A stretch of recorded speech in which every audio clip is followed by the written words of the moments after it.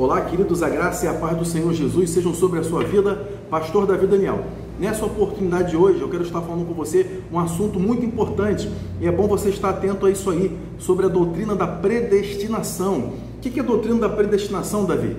A doutrina da predestinação, ela ensina, pelo menos da forma com que muitos têm ensinado, ela ensina que uma parte de toda a população mundial, inclusive daqueles que já viveram em outros tempos antigos, serão salvos e outra parte será perdida. Significa que Deus escolheu uns para a salvação, independente de qualquer coisa que eles façam, e outros para a perdição, independente de qualquer coisa que eles possam fazer também. Será que é dessa forma aí realmente? A palavra predestinação aparece nas Escrituras. A palavra eleição também aparece nas Escrituras. Mas será que é dessa forma que deve ser passado? Será que é essa a interpretação correta das Escrituras?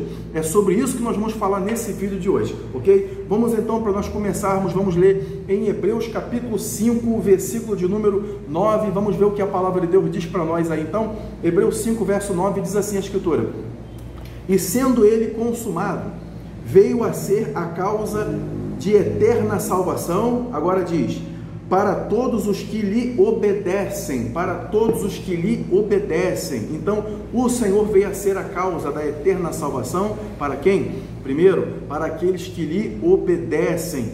Então, Davi, muito é passado por aí que realmente Deus escolheu uns para a perdição e outros para a salvação. E são selecionados algumas passagens bíblicas que essas pessoas, que esses pregadores, usam para sustentar essa teoria, para sustentar essa tese, esse tipo de doutrina aí. Então vamos ver então, eu vou ler com você, Eu vou ler com você uma das passagens que ela é bem usada, lá de Efésios capítulo 1, onde aparece a palavra eleição e predestinação.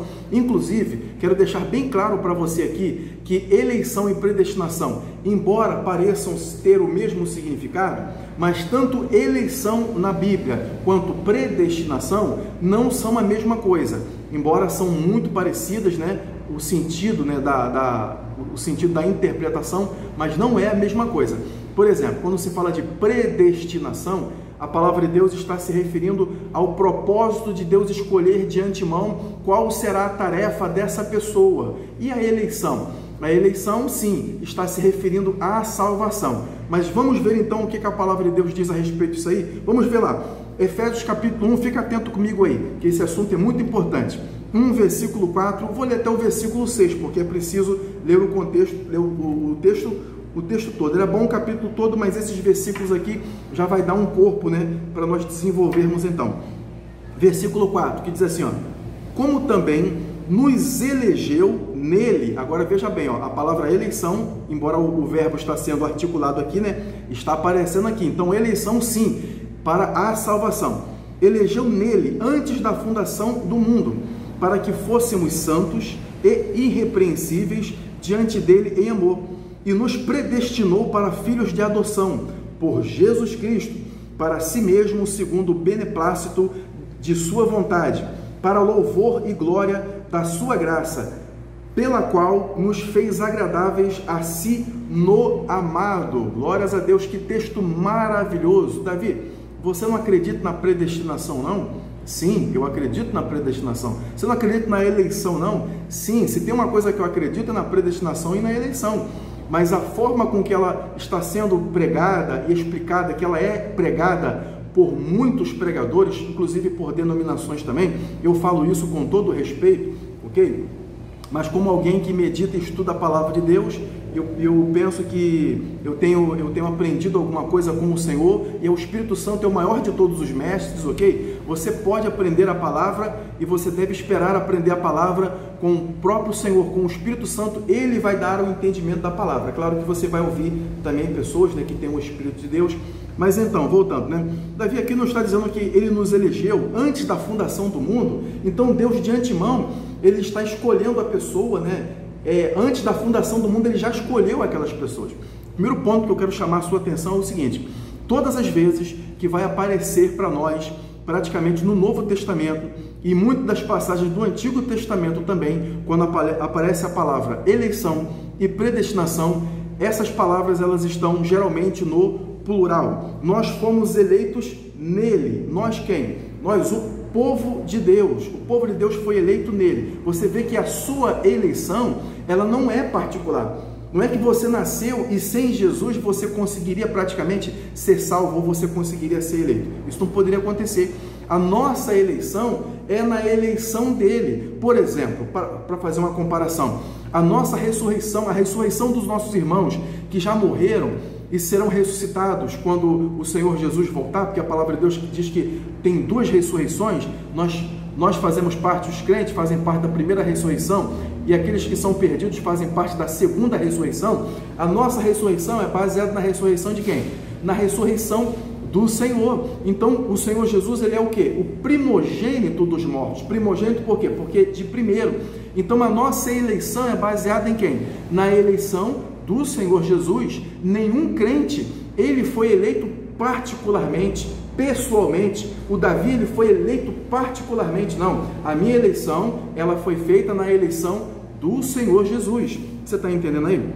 Olha o que diz, ó, antes da fundação do mundo. Então, do que esse texto aqui, basicamente, ele está falando, né? Esse texto, eu vou ler outros textos também, inclusive no Antigo Testamento. Então, o que esse texto aqui, ele está falando? Ele está falando do plano previamente elaborado por Deus antes da fundação do mundo. Então, por que nós fomos, Deus, ele escolheu previamente um povo, né? Por que a palavra de Deus diz que nós fomos eleitos antes da fundação do mundo? E Deus nos escolheu antes da fundação do mundo. Porque antes da fundação do mundo, Deus dando para os homens o livre-arbítrio, né? Porque se você fosse um boneco, se você fosse um robô, você não poderia escolher. Logo, você faria apenas aquilo que você tivesse sido programado para fazer. Mas Deus não fez um robô. Você não é um robô. Você não é um objeto inanimado. Deus colocou vontade, colocou capacidade de decidir. E o nome disso significa livre-arbítrio. É claro que quem prega que Deus escolheu uns para a salvação e outros para a perdição, ali rigidamente, né, objetivamente, forçosamente, tem que abrir mão, obviamente, do livre-arbítrio. Por isso que eles vão dizer para você, não, o livre-arbítrio não existe, né? Então, Deus, ele está fazendo uma espécie de loteria de salvação, ok? Veja bem, a palavra de Deus, ela diz que Deus não faz acepção de pessoas. É o que a palavra de Deus diz. Vamos ver lá em Atos dos Apóstolos, né? Capítulo 10, versículo de número... Atos 10, versículo de número 34. Olha o que a palavra diz assim, ó. E abrindo Pedro a boca, disse: reconheço por verdade que Deus não faz acepção de pessoas. Então, o Deus que não faz acepção de pessoas, ele iria escolher alguns para a salvação e outros para a perdição? Pensa bem nisso. Mas Davi, a palavra de Deus está dizendo aqui que Deus nos escolheu antes da fundação do mundo. Eu nem parei nesse versículo 5, né? E nos predestinou para filhos de adoção por Jesus Cristo. Olha, é preciso ler todo o contexto. Nos predestinou para ser filhos de adoção. Você só pode ser filho de Deus, logo, predestinado, porque você faz parte desse povo que foi escolhido por Deus, que foi eleito por Deus antes da fundação do mundo, com um plano previamente elaborado. O que é a predestinação e a eleição? É aquele plano previamente elaborado. Vamos fazer o homem, vou fazer o homem, ele será a minha imagem e semelhança. Esse homem, ele vai ter vontade própria, ele vai poder escolher. Para que Deus possa se relacionar com um ser, esse ser precisa ter vontade. Imagina se você comprar por exemplo, você compra um ursinho de pelúcia, você compra um cachorrinho de pelúcia ou de porcelana, ou seja lá do que for, e você coloca na sua casa. Você vai achar ele bonitinho, ele pode ser bonito do jeito que for, mas esse cachorrinho aí, esse ursinho de pelúcia, nunca vai poder demonstrar sentimento para você. Ele nunca vai poder demonstrar um carinho para você, ou rejeitar se ele quiser você. Rejeitar ou amar você, ele nunca vai poder. Por quê? Porque ele não possui vontade própria, tá entendendo? Ele não possui vontade, ele não pode escolher. Ele não pode escolher. Então, por isso, para que Deus pudesse se relacionar com você, Deus colocou dentro de você a capacidade de escolha. Deus colocou, sim, dentro de você o livre-arbítrio. Vamos ver o versículo aqui. O versículo 5, né? Nos predestinou para filhos de adoção por Jesus para si mesmo, segundo o beneplácito da sua vontade, louvor da sua glória. Então, veja bem. Quando Deus colocou vontade própria em Adão, porque Adão pôde escolher. E se você pensar que Deus programou Adão para que ele fizesse o que ele fizesse, Então Deus seria injusto e Deus seria desequilibrado também. Deus fez Adão totalmente perfeito, Deus fez Eva totalmente perfeita, uma mulher perfeita, um homem perfeito, e os colocou num jardim totalmente perfeito. Porém, Deus, para provar a fidelidade, provar o relacionamento, até onde Adão poderia ir nesse relacionamento, né? Então Deus falou assim, ó, você pode comer de todas as árvores, inclusive tinha a árvore da vida lá, mas daquela árvore lá do conhecimento do bem e do mal, se você comer, você vai morrer. Então Deus deixou a sua palavra para que Adão ele tivesse a oportunidade de confiar ou não na palavra de Deus, na integridade da palavra de Deus. Se Deus não deixasse a capacidade de Adão escolher, mas Davi, por que Deus deixou a árvore do conhecimento do bem e do mal? Inclusive a serpente também, a possibilidade de Adão ser tentado, porque o apóstolo Paulo falou que como Eva, né? Eu temo que como Eva foi enganada lá no jardim, alguns de vocês também caiu na astúcia do inimigo. O apóstolo Paulo falou isso. Por que Deus permitiu? Porque Deus ele precisava testar o homem, precisava deixar uma possibilidade do homem fazer uma escolha. O Éden, ele não estava infestado de mal não, viu gente? Como alguns pensam, não estava infestado de mal. O Éden era um jardim perfeitamente maravilhoso, com muitas frutas, com muitos animais, com tudo, e Adão era um ser de capacidade extraordinária. O homem, esse tipo de homem que era Adão, se colocasse Adão, transportasse ele daquela época, antes dele pecar, e o colocasse na nossa era, ele teria um corpo totalmente diferente, uma capacidade totalmente diferente, um cérebro poderoso, a sua aparência seria diferente também. A Escritura diz lá em Salmos que ele era revestido de glória, e essa glória, quando ele pecou, quando ele não confiou na integridade da palavra de Deus, foi perdida.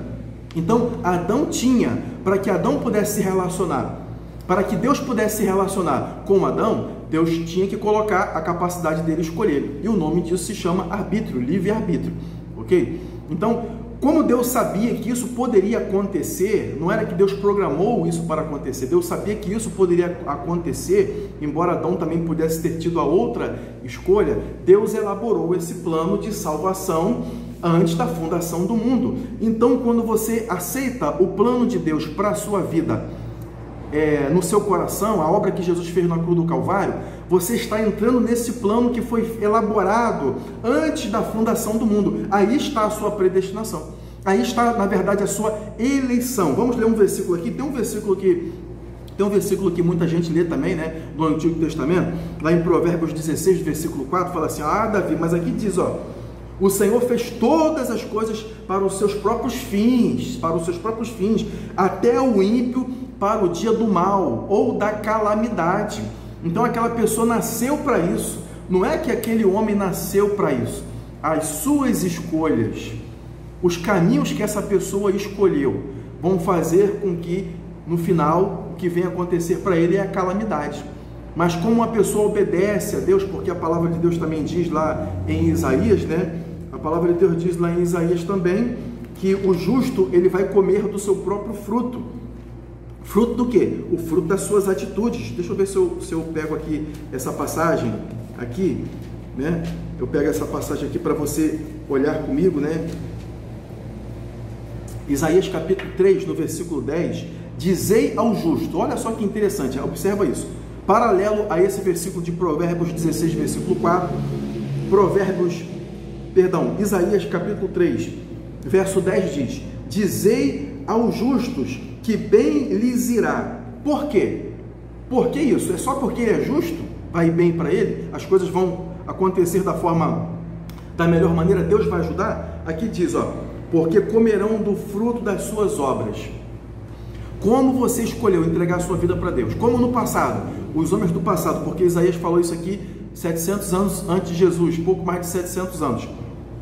Como as pessoas que escolhiam obedecer à palavra de Deus, elas também colhiam dos frutos das suas obras. Se você escolhe obedecer a Deus, as suas obras serão boas. Então, quando você escolhe obedecer a palavra de Deus hoje, recebendo Jesus como seu Salvador e andando nos seus caminhos, você também vai colher esses frutos. Da mesma forma, o ímpio vai colher desses frutos. Então, um dia mal vai vindo de uma forma ou de outra para a pessoa, para o ímpio, né? A pior calamidade que eu quero dizer. Embora as pessoas justas também passem por problemas. Mas a diferença é, tem gente que diz, não, todo mundo vai passar por problemas. É claro que todo mundo vai passar, mas existe uma grande diferença. Existe uma linha tênue entre aquela pessoa que serve a Deus e aquele que não serve a Deus. É o que a palavra de Deus diz, né? Há uma diferença entre o justo e entre o ímpio. E a palavra de Deus diz aqui em Isaías mesmo, né, que quando nós passarmos pelo fogo, o fogo não nos queimará. E quando as águas subirem, essas não vão submergir o justo. Aleluia! Glórias a Deus. Então, tá entendendo, meu irmão? Essa é a diferença. Mas eu vou continuar esse assunto, vou ficar por aqui, não quero que esse vídeo fique longo, mas eu vou continuar esse assunto falando para você a respeito disso, amém? Nós precisamos, para que você continue salvo, não pense que você é salvo, que você é uma pessoa que você é escolhido por Deus. É verdade, né? Deus já programou que todo ser humano ele fosse salvo, porque todos nós fomos feitos à imagem e semelhança de Deus. Toda a descendência de Adão, ouve só esse detalhe, eu estou acabando. Toda a descendência de Adão, aí depois ele teve outro filho, né? Vamos deixar o Caim para lá, mas vamos pensar, ele teve outro filho, Sete, Deus me deu uma outra semente, né? Toda essa semente ali, ela tem um destino, já foi pré-elaborado de que essas pessoas recebessem Jesus, de que essas pessoas fossem salvas, por assim dizer. Mas nem todo mundo quer, não é verdade? E por que nem todo mundo quer? Porque as pessoas possuem o direito de escolha. Você precisa tomar essa escolha todos os dias. Diga não para a sua carne todos os dias. Diga sim para Jesus todos os dias. Leia a palavra de Deus todos os dias. É verdade que, por um lado, se eu falar para você que você já é predestinado, que uma vez salvo para sempre, você vai se sentir bem seguro. Mas, por outro lado, isso causa também uma falsa insegurança. Não quero que você tenha uma falsa segurança, aliás. Isso causa uma falsa segurança. Você tem que ter a segurança na palavra de Deus. Você tem que caminhar todos os dias. Você tem que dizer não à sua carne. Você tem que perseverar. Enquanto você estiver aqui nesse mundo, você tem que fazer o seu melhor. Você tem que se esforçar. Eu termino deixando essa passagem para você. 1 João capítulo 3, verso 24, diz assim, ó, e aquele que guarda os seus mandamentos, nele está, e ele nele, quer dizer, em Jesus. E nisto conhecemos que ele está em nós, pelo Espírito que nos tem dado. Você precisa, então, guardar os seus mandamentos, todos os dias. Quando? Todos os dias. Já sou escolhido de Deus, Davi. A palavra de Deus diz que já sou escolhido. Depois, no outro vídeo, eu vou estar falando sobre outras passagens também, e vou explicar para você a passagem de Romanos 8 também, né? Verso 29 até o verso 30, aqueles que ele escolheu, aqueles que ele conheceu também predestinou para serem como. Vou explicar isso aí para vocês. Também vou explicar a questão também de Romanos capítulo 9, que fala que Deus fez vasos para honra e outros vasos para desonra. Vou explicar para você o contexto disso aí, vai ficar bem claro para você, amém? Vou ficar por aqui, Deus possa abençoar a sua vida grandemente no nome do Senhor Jesus. Deixa o like aí se esse conteúdo te abençoou, se você gostou dessa palavra aí, deixa o like. Se você não for inscrito, se inscreve também e recomenda esse vídeo aí, recomenda esse canal para outras pessoas, para que eles possam ser alcançados com a palavra de Deus, ok? Se você não tem um canal, se você não faz vídeos como esse, claro que tem muita gente por aí já fazendo vídeo, né? Pregando, postando pregações, né? Mas sempre é importante nós continuarmos divulgando a palavra, né? Se você recomendar esses vídeos, se você recomendar outras pessoas esse canal, você está sendo um pregador comigo, amém? A palavra de Deus diz que aquele que recebe um profeta na qualidade de profeta, receberá galardão de profeta. Quem dá um copo d'água a um desses pequeninos, a mim vai estar dando. Qualquer coisa que você fizer para a obra, para a casa de Deus, para as coisas de Deus, mesmo que seja as mais simples, você será recompensado por Deus, amém? Deus te abençoe grandemente, no nome do Senhor Jesus. Até o próximo vídeo.